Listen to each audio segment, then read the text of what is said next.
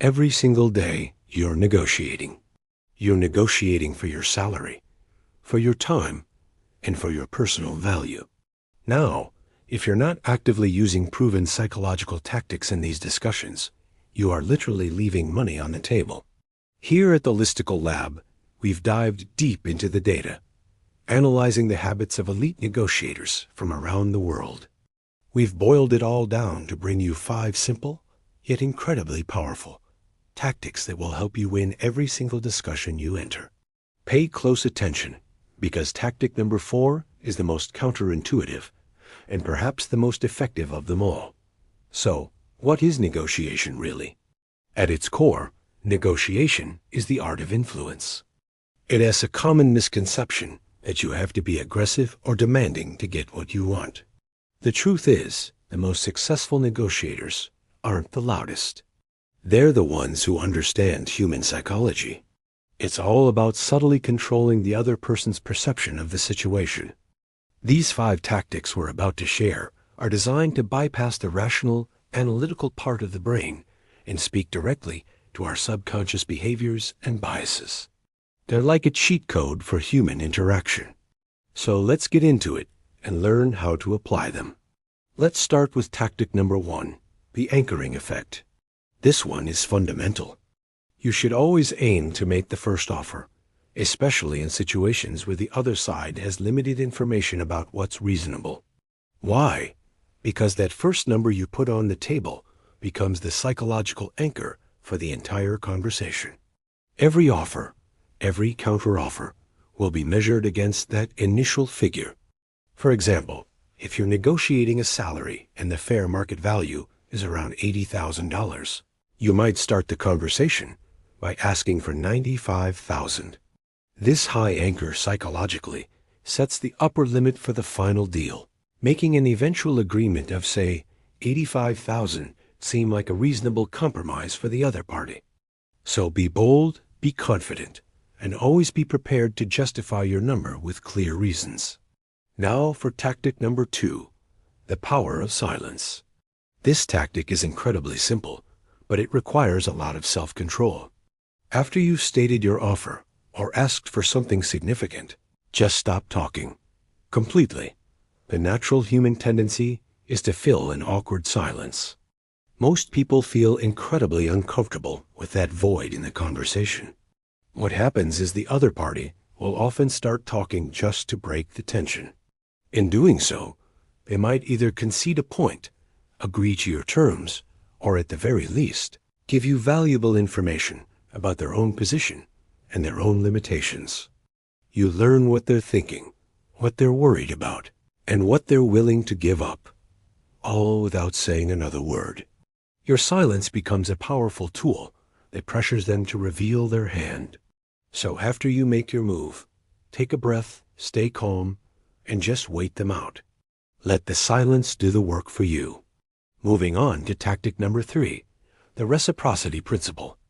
This tactic plays on a deeply ingrained human instinct, our desire to repay what another person has provided us.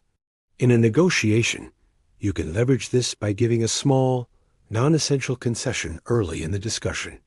It has to be something that doesn't really cost you much, but seems like a favor to the other side. For instance, you could say something like, "Look, I know you need this project completed quickly. I can agree to move the delivery date up by a full week, but in return, I need us to finalize the budget right now at the number we discussed." By giving them something first, you create a psychological obligation. They will feel an unconscious need to give you something of equal or even greater value in return. It shifts the dynamic from a battle to a more collaborative exchange, all while steering the outcome in your favor. All right, here it is, the one I mentioned at the start. Tactic number 4, the odd number trick. This is a subtle but surprisingly powerful technique. When you are asking for a specific amount of money or proposing a number, use a precise odd number instead of a nice round one. For example, instead of asking for a salary of $80,000, ask for $81,550. Instead of offering to sell something for $10,000, offer it for $9,850. 875. Why does this work? A round number feels arbitrary, like you just pulled it out of thin air. But a precise odd number implies that you've done meticulous research. It suggests you've run the calculations, analyzed the data, and arrived at this very specific figure for a very specific reason. It makes your number seem far more justified and much harder to argue against.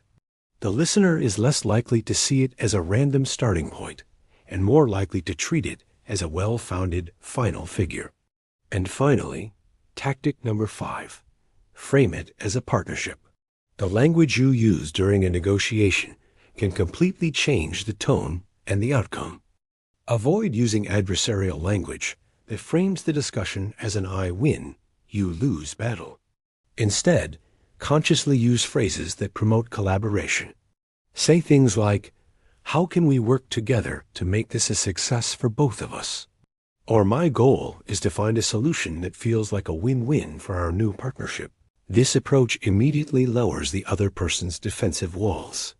It reframes you not as an opponent to be beaten, but as a partner in problem solving.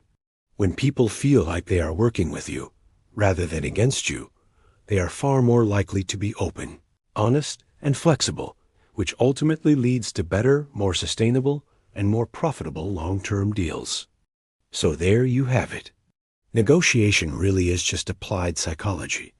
It's not about magic or manipulation. It's about understanding what makes people tick. Start practicing these 5 simple tactics: the anchoring effect, the power of silence, the reciprocity principle, the odd number trick, and partnership framing. I guarantee you'll dramatically increase your value, your earnings, and your confidence in any discussion. If you found this helpful, please like this video and subscribe to the Listicle Lab for more data-backed social hacks. And let us know in the comments, which tactic are you going to use in your very next meeting? Thanks for watching.